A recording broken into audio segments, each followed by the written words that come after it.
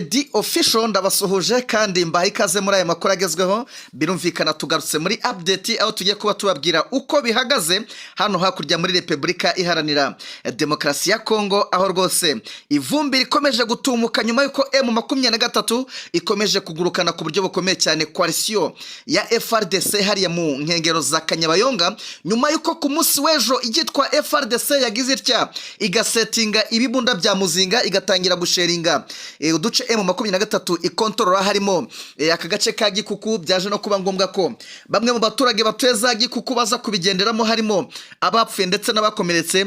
Muri iki gitondo rwose M23 ibyutse isenya ku buryo bukomeye cyane ibiniro bya FARDC byari biri mu gace ka Cyagara, rukaba ari urusesero rwose rugaragiye uyu mujyi wa Kanyabayonga. Maginga ya rero tubabwire ko rwose agace ka Cyagara kabashe kuba kabatombe nyuma yuko ku munsi w'ejo mu by'ukuri hari hiriwe imijugujugu y'amakompora yarimo yoherezwa n'ikitwa coalition ya FRDC.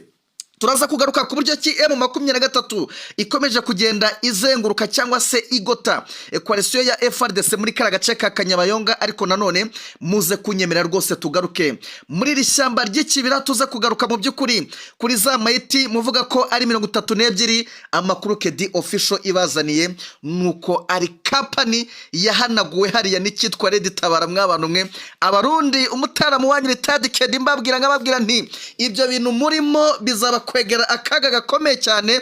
Mwabantu mwe nimwongere gushakira handi rwose operation ndayifite y'uburyo izi ngabo rwose zabashe kuba zanyongwa, dore ko Red Tabara burya nta byica uwaka na FDLR. Red Tabara nta nubwo igicana uwaka nikitwa imbonera kure n'izindi coalition ziri hariya mu by'ukuri zigambire kwihishahisha muri ariya mashyamba y'ikibira irimo nka za FRN n'indi mitwe igitandukanye. Red Tabara burya niyo yakoze majyabo hariya. Ndaza kuba ngaruka kuri izi ngabo mu by'ukuri z'abarundi byanateye mu by'ukuri icyo bita ikikango. Witwa President Evariste Ndayishimiye n'uwitwa Prime niyo ngabo n'umwe mu basirikare bakomeye cyane hari Burundi, akaba n'umugaba mukuru w'iki gisirikare cy'u Burundi, aho rwose byahise bisaba ko bakora inama yihutirwa nyuma y'ibyo bari bamaze kumva ko byabereye muri rishyamba ry'ikibira. Hanyuma turaza kandi gusimbukira muri axe ya Rumbishi. Mwabantu mwe witwa Njike Kayiko agize atya akoze baba muri Winarand karavuga ati umutwe itsinda rito rya M23 ryamaze kwigarurira ikirombe cya Rumbishi.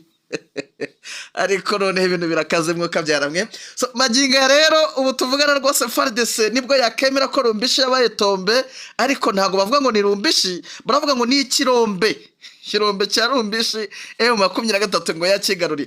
So turaza gusimbukira kandi ku yandi makuru agiye atandukanye, aho mu by'ukuri bya bisasu byatewe ku munsi w'ejo hariya muri axe ya Gikuku bamaze kubyegeka tayari kuri M23. Ukibaza utese M23 kariyo igayindize cyangwa se igenzura Gikuku, ni gute yaba yagize ikikaruha ibisasu mu baturage cyangwa se ikirasa? Ibi byose mwabantu mwe ni bya binyoma guverinoma ya Kinshasa mu by'ukuri ikomeje kugenda itunda. Nkiri mu donido cyangwa se mu ngingo nkuru reka mbabwire ko drone yanjye karahabutaka irambwira iti South Africa ikomeje kongera abasirikari. Ejo na nijoro hamaze kugera abasirikare bari hejuru ya 550 ngayo nguko. Iyi ni inkuru ingezeho rwose ngiri kubahereza izi ngingo rwose mu buryo bw'incamake y'amakuru tugiye ko tuwakiraho iki kiganiro. Hanyuma kandi akubiseho indi nkuru ya kabiri arambye ati Kanyabayonga igomba kuvamo uyu munsi cyangwa ejo ngayo nguko. Ariko abantu mudakurikira The Official muri hehe mwavuye ku giti ko The Official yazigiye koko? Mbambagezaho imiripuko indi nayikaza ntaranasoza niyo nateguye. Urumva ko mwabantu mwebwe mudakurikira The Official muriho murapotera, muriho mu by'ukuri muratigihe. Niyo mpamvu rwose mbasaba gukora ikitwa subscribe cyangwa se mugomba kwiyabonesha kuri The Official, ubundi buruko duteretseho muri puko mukaba muri kumwe natwe 5 kwa 5. Ni amakuru kandi rwose ntabura gutura mwebwe mutwumva rwose muri hano mu rw'imisozi igihumbi, mwebwe mutwumva muri hano mu burengerazuba bw'u Rwanda, by'umwihariko mwenyewe Dr Jean Paul rwose umutaramu cyane ndakuramukije. Ariko ku rundi ruhande munyemerere rwose nsuza cyane abatwumva bari mu majyaruguru y'igihugu cy'u Rwanda birumvikana rwose za Musanze aho ngaho ndabasuhuje, hanyuma kandi abatwumva bari muri Gakenke ruguru iyo ngiyo za Burera n'ahandi yagiye atandukanye ndabaramukije cyane utibagiye na Rulindo mu mujyi wa Kigali rwose mukomere cyane murambe ariko ku rundi ruhande mu burasirazuba ndetse no mu majyepfo namwe rwose mwawe ikaze ndetse n'abatwumva bari ibwota Masimbe nsuhuze cyane mwenyewe Jimmy hariya mu Bwongereza rwose ndakubona cyane, hanyuma kandi nsuhuze cyane abatwumva bari mu Bubirigi mwenyewe Desire mutaramu rwose ndakuramukije, ariko ku rundi ruhande nsuhuze cyane n'abatwumva bari mu Busuwisi mu Buholandi muri Norvege rwose Tango Sierra VP, hanyuma kandi nsuhuze abatwumva bari mu bihugu bigiye bitandukanye byo muri leta zigiye zitandukanye zo ku mugabane Amerika birumvikana bari muri Texas, Ohio, Colorado n'ahandi henshi cyane, ariko mama mwenyewe hariya rwose muri Alberta ubwo tayari nasimbukiye aho bita muri Canada ndagusuhuje cyane. So rero munyemerere duhere mere mu kibira iki kibira rero nabwiye abarundi ndababwira nizo FDLR muri kurunda aho ngaho iwanyu, ndababwira nti ibyo bintu muriho muri kwegera kaga gakomeye mugira ngo ni kedi uri kubabwira gutyo gusa nyine, ariko mwabantu mwe Red Tabara nimbi, Red Tabara muyiveho, Red Tabara nabacuyi, Red Tabara ni babi cyane ntumbazo ukuntu bakoze infiltration kugera bagezaho agakapani kari kadipolowinze muri rishyamba ry'ikibira barakazimya nta numwe avuyemo ko bari inkuru. Buriya mwabonye ibitangazamakuru birimo bya Source Media Burundi byandika ngo imirambo 32 yagaragaye mu kibira ariko ntabwo bizwi ababishe dore mwabantu mwe habiremo operation Karahabutaka ku buryo abasirikare niko mu Kirundi bavuga abasirikare 96 bahasiza gatwe. Mbibutse ko aba bantu hano bo mwishyamba ry'ikibira Red Tabara rifite special force nabo ngo babakubitishije udushoka, nta muntu warashwe, burya ngiyo nta sasu ryigeze rivugira hariya iyo riza kuvuga abarundi mwari kumva bagabye igitero. Amakuru dufite rero akaba ari akadifesi kari karangije imyitozo kagizwe na FDLR na Wazalendo zagomba guhita zambuka zikajya muri Kongo, izindi zigakomeza kuba mu mupaka utandukanye u Rwanda n'u Burundi. Red Tabara rero ntabwo yigeze iva muri iriya shyamba iririmo, ntumbaze ukuntu igivaza Sud Kivu iriya shyamba ririmo ibisirikare byinshi, iri shyamba ry'ikibira irya Rukoko irya Rukoko ni abarundi mu kibira rero. Ishyamba ry'ikibira niryo rihura n'ishyamba ryitwa hano iwacu ryitwa Nyungwe. Mu kibira rero Red Tabara ntabwo yavamo bugiye ibikurikirana neza yitonze movement z'ingabo z'u Burundi izo FDL n'izo FRN birirwa bazengurukanaho bakina umukino w'injangwe n'imbeba. Narababwiye abarundi aba bagabo barimo bajire murumba mucumbikiye, aba bagabo barimo ba General Omega aba ba FDL muri gucumbikira Red Tabara ntikozwa FDL. Narababwiye ntibyo bintu murimo ni nk'ibintu muravuga muri iki kibaya cya Nyiragongo hano ukuntu muzana FDL mukazituza ku mupaka w'u Rwanda, mwabyanga mwabyemera cyakora cy'amahirweho nuko nta Red Tabara haba, ariko bibarenga muri Nyungwe mwagiye mwumva operations zimeze nka kuriya nk'iriya yabaye hari. Mwibaze 96 ni company mu gisirikare. Company burya iyo batangiye kurenga 60 ujye ubabarira muri company, abasirikare bageze kuri 60 kuzamura ni company barayihanaguye nta numwe asigaye ko bari inkuru. Ubu tuvugana rero uwitwa President Neva n'uwitwa Prime Niyongabo umugaba mukuru w'ingabo z'u Burundi batiranije inama y'ikitaraganya, ntabwo yigeze imenyekana ariko inama kede official murabizi hari i Burundi ndahari wese samano gusa drone zanjye ziramanuka zikagera indani baganira ku kibazo cyavutse mugabo muri bukubushize, ariko ubushize bataliyane ebyiri n'ubundi barazihanaguye hariya. Uwitwa nyakwigendera Nindedi Petero Nkurunziza ari mu giterane cy'amasengesho yari yahise ategura amasengesho y'ikitaraganya hariya muri niba ari Gitega niba ari Cibitoke sinibuka, bamuhaye ijambo ngo asengere igiterane gitangire. Banze gufata ijambo aravuga ati ibi bintu bwicanyi mugabo bwabereye muri iki shyamba ry'ikibira. Ati nta murundi nyawe wabikora, ati n'umunyarwanda wakoze ibi bintu.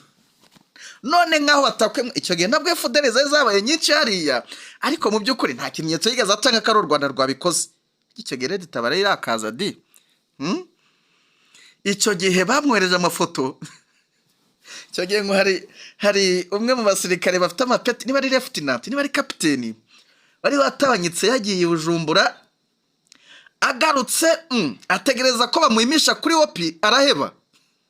Ase izi ngabo zaryamye byagenze bite? Hari kiongozi wageze muri rishyamba akaba yaziforoningishije ku buryo ndi kuza nta muntu ko akigera mu marembo y'ikigo yakiriwe n'abantu ibihimba gusa, imitwe ntayihari. Asimbuka ku buryo no gutanga report byamunaniye, atitira n'amafoto bivuga ko yafashwe na mescoti ye yoherereje His Excellency Petero Nkurunziza, aravuga ati uyu ni umunyarwanda. So rero butuvugana Kedi official sirimwe si kabiri ivuga iti izi FDL muri kwambika uniform hariya amahirwe arimo wenda nuko nta munya RDF itakora ibi bintu, kuko yo yagafashemo byaba ari bindi amakuru ari kungeraho ari kwemeza ko ari Red Tabara yakoze ya majyabo 96 yakiri yarinze. Red Tabara rero ntago narinze bimwe mu bintu igenderaho, burya ngo nawe yanguru nuko ikintu cyitwa FDL icyanga kubi. Niyo mpamvu mwumvise hari iriya miramba ari leta y'u Burundi ntihigeze ishaka kubivugaho, ari kuko kaba nakumira azata amateka yisubiyemo. Gusa icyo gihe cyo mu myaka yashize ni za 2015 2016 hafaho hoca byari bibatayo bibiri. Ubwo rero ni kampani bahanaguye, ariko nayo murumva ko yarigizwe na FDL cyane. Cyakora cyo bari barabambitse uniform ya Kongo Kinshasa. Mwanumvise ejo bundi izi ngabo z'u Burundi zambuka zizanwe muri Kongo zivuga ziti tujabuka twambaye uniform ya Kongo, bakohereza Antonov yo kudupakira y'Inkongomani, ariko burya tuva i Burundi twamaze kwambara. Rero aba nabo bari bamaze kurangiza imyitozo, harazabu kinanyana babakubita deployment hafi y'imbibe z'u Rwanda. Red Tabara rero kuko ibiri gucaracaramo hariya, umbaza uburyo yakozemo ino operation ibirabasoje nyine. Ubundi inama y'igitaraganya yo kwa Prime ngo yavuze ati mugabo ibi bintu turimo, ariko ndaza gukurikirana ibintu turimo bishobora kudukwegera kaga. Asura mu magambo Kedi official yamye babwira kuva mutangiye gukora na FDL no kuzirokirita no kuziha intebe, yewe no kungizagiye zitandukanye zirimo aba Jevana, zirimo abitwa ba General autoproclamé Jevana ba Hamada, mubagira rwose umwe kugira ngo bazabone uko bahungabanya umutekano w'u Rwanda no kujya kurwanya inzira karengane z'abakongomani ziri kurwanira uburenganzira bwazo hariya muri Kongo Kinshasa. Ubwo ndavuga M23. So rero operation y'ikibira nuko nguko imeze. Bari abantu mutongera kuvuga ngo ntago muzi rwabariye, dore ni Red Tabara yabikoze. Ariko rwose mpora mbabwira nti izi FDL muri kuzana mu bipaka hano kazi yeno. Twikomereze n'indi miripuko mw'abantu mwe murabizi neza ko iyo mwenyewe rwose yabifatiye akanya abagomba kuripura. So ubu tuvugana rero ingabo za leta ya Kinshasa mu by'ukuri zamaze kuba zamburwa agace ka Rumbishi gakungaye ku mabuye y'agaciro. Gusa ariko bakazambuye kera cyane, ahubwo nuko uwitwa Njike Kayiko yazuye kaboze. Ngira ngo abasanzwe bakurikira Kedi official mwe murabizi ko nabwiye ko Rumbishi yabaye tombe, uretse no nabwiye ko M23 yavuye muri centre rwagati ikigira hejuru muri misozi iri strategique, ariko ntabwo yari isobanuye ko yavuye muri Rumbishi. Ngira ngo Mutara Janvier yabisobanuye ku byo buhagije. Muti bimeze bite? Nyuma y'ifatwa ry'ikirombe cya Rubaya rero icya Rumbishi ngo cyaje kiyongera ubugira kabiri. Umuvugizi wa FARDC yitwa Lieutenant Colonel Njike Kayiko ku munsi w'ejo yatangaje ko ikirombe cya Rumbishi kigaruriwe na ariko nindakubwiye ko M23 rwanira ibirombe wa mugabo Chega Kayiko rwose ntagashaka kwemera ko M23 yigaruriye agace ka Rumbishi. Aravuga ati yigaruriye ikirombe cya Rumbishi. Bwana Kayiko rero yagize ati agatsinda gato k'abarwanyi ba M23 kabashije guca muri humye kinjira mu rukuta rw'ingabo za FARDC. Munyumvire twumva kamaze gufata Rumbishi. Ntagashaka kuvuga ko ingabo ze bazikinagije, ntashaka kwerekana buryo ki ingabo ze bagiye bazikindagura zirimo n'amakoroneri. Wa mukoroneri yitwa Didi, ba kapiteni bitwa ngo ni ba Azimus, buryo bahakubitiwe. Avuga ati agatsinda gato ka M23 kigarura ikirombe cya Rumbishi. Kayiko bimeze bite ko mbona ibintu byo kubeshya bikomeje kubazonga igihe M23 yafatiye Rumbishi koko nibwo mwabibona? Hanyuma undi munyamakuru dukunze kuba tubabwira witwa ngo ni Justin Kabumba, uyu nawe yandika abogamiye kuri government cyane, nawe yemeje aya makuru abicishije ku rukuta rwe rwa Twitter, aho yagize ati birababaje kuba M23 ari iri kugenzura agace gakiza cyane ku mubehe gaciro ka Rumbishi. Ubwo hano nyine iyo batangiye kwandika ujye umenya ngo kawe urumva umuntu uri Kinshasa kumubwira ngo agatsinda gato ngo kinjiye muri Rumbishi gafata ikirombe, ubwo nyine nuko abifata. Ariko nyirizina baba bakubiswe vibaya sana. Tubibutse ko hano Rumbishi ba koroneri barahaguye, ba kapiteni muri FDLR barahaguye. Hano haguye ingabo nyinshi cyane ku buryo no kuba wenda bari kwandika ko ngara agace ka M23 ngo arafashe ikirombe, yafashe umujyi wa Rumbishi. Reka tubite umujyi kuko ni santere ikomeye cyane. Maginga ya rero agace ka Rumbishi gaherereye muri territoire ya Masisi muri Kivu y'amajyepfo. Birumvikana muri Kivu y'amajyepfo gacukurwamo amabuye ya Tromarine, Gasegereti n'andi menshi cyane. Kagenzurwaga n'igisirikare cy'u Burundi ndetse na FDLR iyobowe n'uwitwa Majoro Nyatabango. Majoro Nyatabango se mana yanjye. So abarundi rero burumva hariya bariyo muri business ntago bapfa kujya ahantu hatari ikintu. Buriya zarebe babaga za Rubaya, bakabaza za Ngungu, urumva na Rumbishi bari bahazi. Amabuye rwose bari ntekereza ko witwa Neva niyo yava ku butegetsi azavana igifurumba cy'amafaranga pe, kuko niba ari ubukungu abwibitseho pe.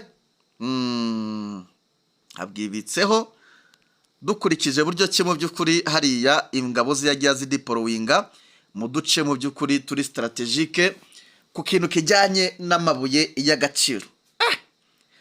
Ese mwari muzi ko hashizweho umuyobozi mubi umuyobozi wa FDLR ugomba guhuza Kirimwami na Omega mo hagati bashizemo undi muyobozi ni nawe no mu FDLR bita ngo ni Sebagenzi Fidel. Nayo iyi nkuru nayo turaza kuyikurikirana tumenye uburyo ngo yazajya acting. Ariko amakuru dukesha report ya UN aremeza ko uwitwa Sebagenzi Fidel yabaye umuhuza bikorwa wa FDLR na FARDC. Umuhuza wa FDLR na FARDC by'umwihariko uwitwa General Omega na General Peter Kirimwami ku bijyanye n'ama operation. Ubwo turaza kureba icyo azaba ashinzwe nyirizina nyuma yuko ari umuhuza. se Omega bizaba bimeze bite, Kirimwami bite? Bwire ni mu rwego rwo kurinda Kirimwami Omega ko yajya akora ingendo za hato na hato zatuma wenda atabwa mu mvuto. Ubwo wenda uyu nguyu niwe uzajya ubari hagati aho ngaho, ni intumwa yizewe. Hanyuma reka tubabwire ko imirwano ikomeye cyane yaramukiye mu gace ka Cagara gaherereye mu birometero bike na Kanyabayonga yasize imirwano M23 ibohoje ku buryo budasubirwaho aka gace ka Cagara. Imirwano ikomeye rero iri gusatira agace ka Kanyabayonga aho urusaku rw'amabombe menshi muri uwo mujyi rukomeje kuba rwishi. Nababwiye mu gitondo nti M23 rejo yazamuye BM21 ni mugoroba, bivaniranye ko na FARDC no yateretse hano yari yateretse hano za Cagara urubunda ngo rufite ubushobozi bwo kurasa Kiwanja. Urumva kwa rukohererezanya ikintu cyitwa za Nyamugigima hariya. So umujyi wa Cyagara rero uherereye muri teritwari ya Rucuro hafi ya Kanyabayonga mu ntera ya kilometero 20 ni naho imirwano ikaze yabereye ku mugoroba ejo. Wone ku mugoroba kuri wa mbere akaba ari amakuru yemejwe na Bwana Omar Kavota, umuvugizi wa societe civile muri kariya gace. Yemeje ko M23 yamaze gucakira aka gace ka Cyagara. Bamwe bati ni Cyagara, abandi ni Cagara. Ubuyobozi bwa FARDC rero bwirinze kugira icyo butangaza ku ifatwa ry'umujyi wa Cyagara, gusa barwanyi bo mu mutwe wa Wazalendo babarizwa muri CMC yarango niri kurwana cyane. CMC bakuriwe n'uwitwa Generale Ndaribitse Bigabo uvuka muri ako gace n'ubundi, yemeye ko rwose aya makuru yifatwa rya Cyagara arayukuri. Hanyuma kandi bikavugwa ko ingabo za FARDC zikomeje kurundwa muri uwo mujyi wa Kanyabayonga n'urongo bari kubatundiramo ku bwinshi. Ikindi nuko bamwe mu baturage batangiye guhunga umujyi wa Kanyabayonga. Kanyabayonga yabaye Kanyabayonga, Yonga yabaye isibaniro nyuma yuko M23 yagiye ikagotira imisozi ihakikije, byakaza umuriro watsi ivumbi ryatumutse. Ariko M23 muri za tactics zayo ijya yirinda kurwanira mu mujyi burya cyane, muzayicunge yirinda ko abaturage babigenderamo. Ariyo mpamvu mujya mubona keshi ibanza kuzenguruka niba ari agace runaka, tuvuge nk'umujyi wa Sakirazi kawugota none hado yakikuramo. Niba ari za Rubaya nuko nguko buriya irwanira muri Rubaya indani mwari kumva abaturage bari kuhagwa. Irwanira muri Nyanza indani mwari kure abaturage bari kuhagwa. Irwanira muri Mweso indani ni kuri ikora M23 ntibishaka ko ari umuturage wabirenganiramo. Niyo mpamvu na Kanyabayonga yagiye kuri ya misozi yose iyikikije, ado agatangira kwikuramo nyuma yuko abonye ko M23 tagarutse, agatangira nayo gusa naho yiregurupa kuko ari agace M23 yari yasize n'irembo nakagarutseho mu masaha yatambutse gaherere kuri iriya shyamba rya Kayina. Yongeye agaruka ari haciye arimo aramena ingabo ku bwinshi, ariko ndabizeza ko izi ngabo zije mwirimbukiro. Murumva neza ko na drone yanjye nyohereje amakuru imbwira ati sireti hari cyangwa se amakuru ahari nayuko Kanyabayonga igomba kurara ivuyemo cyangwa se ikavamo ku munsi w'ejo. Ikindi mwumvise ko South Africa ni inkuru tugomba gucukumbura, ikomeje kurunda ingabo hano mu mujyi wa Goma izisaga 500 ejo n'uyu munsi ngo zahageze. Drone za Kedo Official ziba ziri ahantu hose. Bambwira mwitondere Kedo Official, uyu ni umuyoboro mugomba kugira icyizere bitewe nuko Kanyabayonga turiyo, ku kibuga cy'indege turiyo, hano mu kibaya kwamboka ni turahari, wakikoze fyongeyo za Kare turiyo, ubuse muzaduci wakikoze yogeyo za Gatare na za Mema na za Gisuma na za Bihambwe na za Rubaya turahari.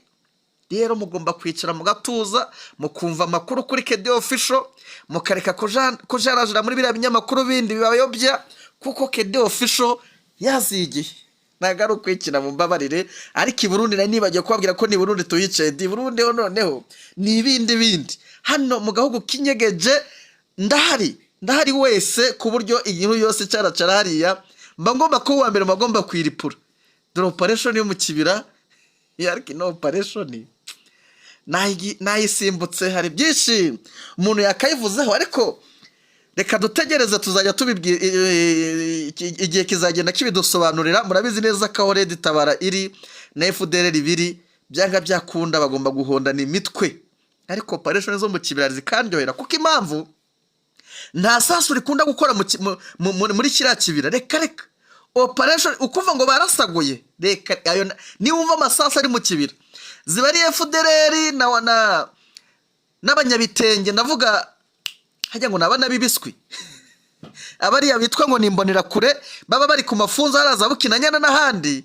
Ntabwo operation zo mu kibira zijya zivamo amasasu. Reka hariya n'udushoka ni za bayineti ubundi bindi. Kedo Official akaza kabatangariza igihe operation twayikandagiye. Operation zo mu kibira nta sasu rijya rivugira muri kiriya kibira. Reka nunaryumva uzamenye ko wenda ari FDLR ricitse cyangwa se akaba ari FLN, ariko operation hariya ziba silent, ni operation commando ziba ziri hariya ziri kuberamo hariya ngayo nguko. So maginga rero nuko situation imeze, mwumvishe ibyo muri Kanyabayonga, mwumvise ibyo muri Rumbishi, ahubwo ku rundi ruhande indi nkuru iri hehedi bya bisasu byatewe ku munsi w'ejo hariya za Gikuku. Nababwiye mu gitondo ko ibisasu bya coalition byavaga hariya za Cyagara n'ahandi yagiye atandukanye byituye hano muri Gikuku. Nababwiye n'amazina yabo byahitanye bagera ku 9 niba atari 8 bapfuye, harimo abana, abagore n'abasore n'abagabo bakuze, ariko mbabwira n'undi mubare w'abaturage bagera ku 9 bakomerekejwe nabyo ibyo bisasu nyine FARDC yateraga ku munsi w'ejo. Igitangaje rero, murebe ukuntu FARDC bishaka kuyobya uburari, hano iri kwemeza ko ngo ibisasu byatewe ku munsi w'ejo akagwamo abantu 8, 9 bagakomereka. Ngo nicyo bisa ngo ni bila, ngo banditse ngo Bwito 8 morts et 9 blessés ati bila provisoire d'une bombe lancée par le M23, RDF, AFC, UPDF. Basigaye bakora ikintu kirekire. Gikuku c'est lundi le 27 mai 2024. So iyi nkuru rero yanditswe n'umunyamakuru bita ngo ni Benediction Murabazi, iremeza ko M23 ngo ariyo yarashe ibisasu hariya muri Gikuku. Mw'abantu mwe M23 ko muzi igihe yafatiye Gikuku, ko muzi igihe yafatiye za Nyanzare, ko muzi igihe yagiye mu by'ukuri ifata uduce tugiye dutandukanye hariya, ni gute ikabigeze za Rwindi yagaruka ikarasa mu baturage hariya Gikuku ishinzwe kubirindira umutekano? Ejo bundi mwabonye abakamarade video n'ubundi acyayifite video y'abakamarade ba M23 basuye abaturage ba Gikuku bababwira ati muhumure, turi hano ntago tuteze kuharekura, muhumure mutuze muhinge, turi hano ku bwanyu. Ni gute M23 yasubiye inyuma ikajya kurasa mu baturage ishinzwe kubirinda? Aha rero ni ikinyoma cy'abakongomani kigaragarira, dore ko rwose ariko babaye ari Kisekedi arabeshya. Mwabonye ejo bundi na Makenga, General Makenga ubwo avuga turi umugabo n'umubeshyi. Mwabonye abitwa ba Muyaya nabitwa ba Bemba n'abaministri abo ngabo babeshya ku manywa y'ihangu. Mwabonye Kayiko nawe we uyu we yabigize umwuga ibintu byo kubeshya, nibyo yibera, nibyabagamo umugani wa mukomediye wacu hano vuga ati nibyo mbagamo. Kayiko we nibyabagamo hari ibintu byo kubeshya. Mwo barabeshya agatsinda gato ka M23 ngo kigaruriye ikirombe ngo cya Rumbishi. Wavuze ko ingabo za M23 Armée Révolutionnaire Congolaise zakubise igisirikare cyawe FARDC zikakigurukana, bikaba ngombwa ko mutakaza agace ka Rumbishi, cyangwa se yenda ukavuga uti habaye repris stratégique afazari ukareka bango bafashe ikirombe. Agatsinda gato ariko nabwo harimo igisebo. Ni gute agatsinda gato kagufata n'ikirombe nka kiriya wacungiragaho wowe n'abarundi mwiba maminere y'abakongomani y'abanyagihugu? Ako gatsinda gato kuko utabwiye abarundi n'ingabo zawe ngo bagasubiza inyuma ngo kabaciye muri humye, mukirekura gute se kabaciye muri humye iyo mukazingira mukakarasa? Bajya bita romantire babita ngo iki mu Gifaransa babeshi ndi ilima beaucoup. Abesha cyane abakongomani hano babazanye ibikuru byo kubeshya cyane kugira ngo babibeshyire nyine ubuzima bwendereye, ariko nyirizina ntago byoroshye bitewe nuko imirwano mu by'ukuri ikomeje gusumbya imbaraga. Ndavuga uburyo M23 ikomeje gucura iki kibuga hariya birimo biragwa nabi cyane coalition ya FARDC ku buryo n'abagabo babiri bari kuramukanya ariko amaboko atareshya. So hanyuma reka tubabwire ko ngo UN iri gutangaza ko witwa ngo ni yitwa nde uyu mu FDLR uzwi ku izina rya Fideli Sebagenzi niwe washizwe hagati nk'umuhuza wa FDLR na FARDC, aho by'umwihariko agomba kuba ari hagati ya Ntawunguka Pacifique aka Omega. Uyu ngo ni overall commander and the DRC North Kivu. Uyu mugabo bita ngo ni uyu yagizwe liyezo nyine, yabaye umuhuza wa FDL na FARDC mu bijyanye n'iyi mirwano iri kuba, cyane ko uyu mugabo bita Omega hari bamushinze operations zigiye zitandukanye hano muri iki kibaya n'ahandi yagiye atandukanye. So agomba kuba umuhuza rero mu by'ukuri wa hafi wa FDL cyangwa se wa General Omega na Governor Chirimwami, aho mu by'ukuri bari mu rwego rwo kurinda ko uyu mujenerali bita Omega ngo yazagwa muri ambushi igihe kimwe, kuko ngo nago bizera umutekano hano mu gihe agomba, bitewe nuko ngo badashyira amakinga ko M23 ishobora kuba urimo, bakavuga batiro mu rwego rwo kurinda ingendo za hato nazo zitari ngombwa, reka dushyiremo uyu mugabo ajye mu by'ukuri aseruka aho biri ngombwa.